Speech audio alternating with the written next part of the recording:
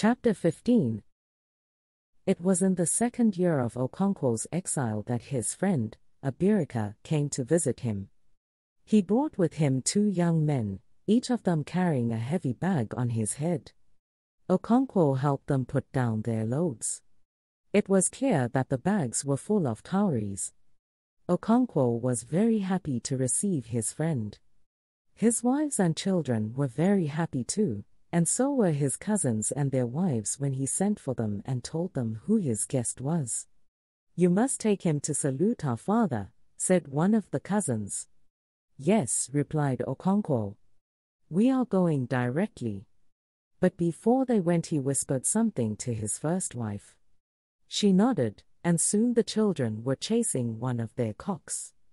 Ukandu had been told by one of his grandchildren that 3 strangers had come to Okonkwo's house. He was therefore waiting to receive them. He held out his hands to them when they came into his obi, and after they had shaken hands he asked Okonkwo who they were. "This is Abirika, my great friend.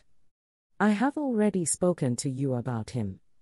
"Yes," said the old man, turning to Abirika. "My son has told me about you, and I am happy you have come to see us. I knew your father, Iwika. He was a great man. He had many friends here and came to see them quite often. Those were good days when a man had friends in distant clans. Your generation does not know that. You stay at home, afraid of your next-door neighbor. Even a man's motherland is strange to him nowadays." He looked at Okonkwo. "I am an old man and I like to talk. That is all I am good for now." He got up painfully, went into an inner room and came back with a kola nut. "Who are the young men with you?"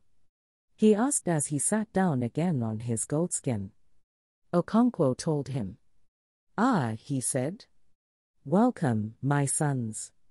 He presented the kola nut to them, and when they had seen it and thanked him, he broke it and they ate. "Go into that room," he said to Okonkwo, pointing with his finger. "You will find a pot of wine there." Okonkwo brought the wine and they began to drink.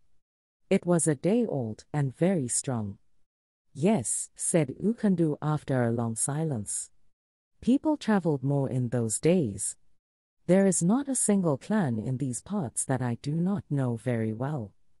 Anenta, Umuazu, Ikeoka, Ilumalu, Abame, I know them all." "Have you heard," asked Abirika, "that Abame is no more?" "How is that?" asked Ukandu and Okonkwo together. "Abame has been wiped out," said Abirika. "It is a strange and terrible story.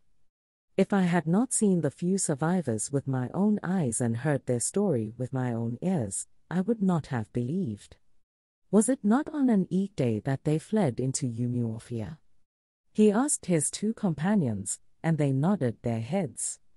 "3 moons ago," said Abirika, "on an Eid market day a little band of fugitives came into our town. Most of them were sons of our land whose mothers had been buried with us. But there were some too who came because they had friends in our town, and others who could think of nowhere else open to escape. And so they fled into Umuofia with a woeful story." He drank his palm wine, and Okonkwo filled his horn again. He continued, "During the last planting season a white man had appeared in their clan." "An albino," suggested Okonkwo. "He was not an albino. He was quite different. He sipped his wine. And he was riding an iron horse. The first people who saw him ran away, but he stood beckoning to them. In the end the fearless ones went near and even touched him. The elders consulted their oracle, and it told them that the strange man would break their clan and spread destruction among them." Abirika again drank a little of his wine. "And so they killed the white man and tied his iron horse to their sacred tree, because it looked as if it would run away to call the man's friends. I forgot to tell you another thing which the oracle said. It said that other white men were on their way. They were locusts, it said, and that first man was their harbinger sent to explore the terrain. And so they killed him. What did the white man say before they killed him? Asked Ukandu. He said nothing, answered one of Abirika's companions. He said something, only they did not understand him, said Abirika. He seemed to speak through his nose. One of the men told me, said Abirika's other companion, that he repeated over and over again a word that resembled Mbaino. Perhaps he had been going to Mbaino and had lost his way. Anyway, resumed Abirika, they killed him and tied up his iron horse. This was before the planting season began. For a long time nothing happened. The rains had come and yams had been sown. The iron horse was still tied to the sacred silk cotton tree. And then one morning 3 white men led by a band of ordinary men like us came to the clan. They saw the iron horse and went away again. Most of the men and women of Abame had gone to their farms. Only a few of them saw these white men and their followers. For many market weeks nothing else happened. They have a big market in Abame on every other Afo day and, as you know, the whole clan gathers there. That was the day it happened. The 3 white men and a very large number of other men surrounded the market. They must have used a powerful medicine to make themselves invisible until the market was full. And they began to shoot. Everybody was killed, except the old and the sick who were at home and a handful of men and women whose chi were wide awake, and brought them out of that market. He paused. Their clan is now completely empty. Even the sacred fish in their mysterious lake have fled and the lake has turned the color of blood. A great evil has come upon their land as the oracle had warned. There was a long silence. Ukandu ground his teeth together audibly. Then he burst out, "Never kill a man who says nothing." Those men of Abame were fools. What did they know about the man? He ground his teeth again and told a story to illustrate his point.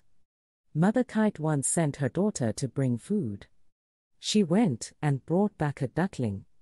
"You have done very well," said Mother Kite to her daughter, "but tell me, what did the mother of this duckling say when you swooped and carried its child away?" "It said nothing," replied the young kite. "It just walked away." "You must return the duckling," said Mother Kite. There is something ominous behind the silence. And so Daughter Kite returned the duckling and took a chick instead. "What did the mother of this chick do?" asked the old kite. "It cried and raved and cursed me," said the young kite. "Then we can eat the chick," said her mother. There is nothing to fear from someone who shouts. Those men of Abame were fools. "They were fools," said Okonkwo after a pause. "They had been warned that danger was ahead. They should have armed themselves with their guns and their machetes, even when they went to market." "They have paid for their foolishness," said Abirika. "But I am greatly afraid. We have heard stories about white men who made the powerful guns and the strong drinks and took slaves away across the seas, but no one thought the stories were true." "There is no story that is not true," said Ukandu. "The world has no end, and what is good among one people is an abomination with others. We have albinos among us. Do you not think that they came to our clan by mistake, that they have strayed from their way to a land where everybody is like them?" Okonkwo's first wife soon finished her cooking and set before their guests a big meal of pounded yams and bitter leaf soup. Okonkwo's son, Nwoye, brought in a pot of sweet wine tapped from the raffia palm. "You are a big man now," Abirika said to Nwoye. "Your friend Anene asked me to greet you." "Is he well?" asked Nwoye. "We are all well," said Abirika. Ezenma brought them a bowl of water with which to wash their hands. After that they began to eat and to drink the wine. "When did you set out from home?" asked Okonkwo. "We had meant to set out from my house before cockcrow," said Abirika. But Nweke did not appear until it was quite light. Never make an early morning appointment with a man who has just married a new wife. They all laughed. Has Nweke married a wife? Asked Okonkwo. He has married Okadigbo's second daughter, said Abirika. That is very good, said Okonkwo. I do not blame you for not hearing the cock crow. When they had eaten, Abirika pointed at the 2 heavy bags. That is the money from your yams, he said. I sold the big ones as soon as you left. Later on I sold some of the seed irons and gave out others to sharecroppers. I shall do that every year until you return. But I thought you would need the money now, and so I brought it. Who knows what may happen tomorrow? Perhaps green men will come to our clan and shoot us. God will not permit it, said Okonkwo. I do not know how to thank you. I can tell you, said Abirika. Kill one of your sons for me. That will not be enough, said Okonkwo. Then kill yourself, said Abirika. Forgive me, said Okonkwo, smiling. I shall not talk about thanking you anymore.